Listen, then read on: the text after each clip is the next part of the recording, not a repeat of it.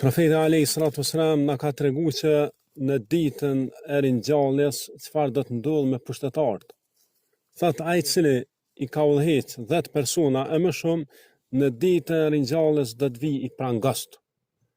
Pastaj nëse ka qenë i mirë do t'i çlirohen prangat, nëse jo do të mbetet në to. Pra shikoni Allahu i Madhëshëm sa i drejtë është. Në këtë botë pushtetarët i kanë pas kur ta shikosh dur të shlirë. Kam pas fuqi, kam pas pushtet me bë shumë gjëra. Dhe Allah i Madhëshëm i ndëshkan me të kundërtën. Kështu siç kam pas dur të shlirë, atje do të ngjallen prangost. Prej ai që ka udhëheq 10 persona, imagjinane e më shumë. 10 persona me udhëheq do të ngjallesh i prangost. Çka është nëse udhëheq qindra e mira njerëz? A përgjegjësia është.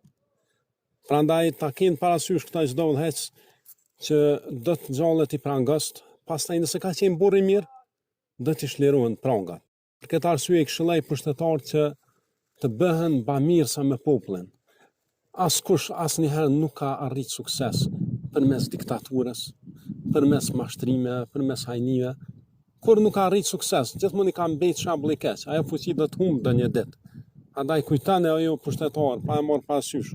Ai në udhëheq të komunave, a udhëheq qeverisat, parlamentet, çka do të qoftë, ta keni parasysh që një ditë do të dilni para Zotit dhe do të llogariteni. Prandaj t'jeni bamirës dhe t'jeni drejt. Këto dy gjëra kërkohen prej jush.